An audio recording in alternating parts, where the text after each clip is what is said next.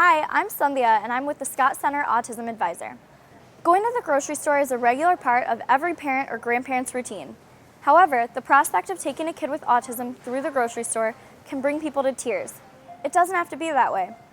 In this Scott Center Autism Advisor video, we'll offer some tips on how a child with autism can learn to make successful trips to the grocery store. Just remember, this may take a considerable amount of practice and repetition. The grocery store is an especially loud and scary place for a child with autism. Just consider that the store is full of stressors including bright lights, strange music, lots of people, kids and carts milling around, weird smells and sounds, and my pet peeve, the coupon dispensers with their blinking red lights. Before heading out to the grocery store, make sure your child has mastered safe walking and safe car trip skills.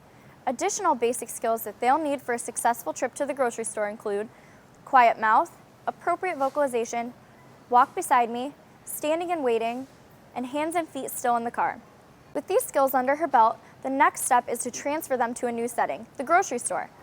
From there, it will be a matter of time and practice to build up her grocery store skills. The steps to developing successful trips to the grocery store include, first, talk to the grocery store manager. Since appropriate grocery store behavior has to be specifically taught, my first step was to talk to the manager at the local store. I explained that I was going to teach my child with autism how to behave in the store and asked for their understanding. They were wonderfully supportive, friendly, and helpful. Make multiple short trips to start. It is better to start out by making multiple short trips to purchase a few items at a time. It may even be better for some families to start out by not buying any food at all, but simply by taking the child into the store, walking up one aisle, and leaving. This depends on the child and her tolerance level. Focus on short trips and set them up to be successful experiences for your child. Write up a shopping list that matches the store layout. It is helpful to plan your few purchases in advance. Write up the list in the order that you walk through the store. Backtracking in the grocery store can be difficult, so work on that skill later. Hands on the cart. Since she has safe walking skills, you can now focus on reinforcing hands on cart. Show your child how to put both hands on the cart and offer positive reinforcement for every instance that you see her hands on the cart. You may see her take her hands off the cart. If this happens, just wait, and when both or one hand is on the cart, reinforce. Watch consistently for hands-on cart behavior. This is a new behavior, and when you are building a new behavior, you must reinforce it every time it occurs. If she holds her hands on the cart for a while, reinforce her throughout that time.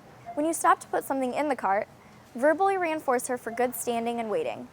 In the beginning, you will probably push the cart with your child, but eventually she will be able to do it herself. If your child is still small enough to sit in the cart, teach hands on cart from that position. It is a useful skill to have in place for later. You should not have to worry about your child bolting because she should have good walking and standing and waiting behavior already mastered. As you go through the store, continue to reinforce your child for good walking beside you, hands on cart, and standing and waiting. In some stores, you use a basket to go shopping.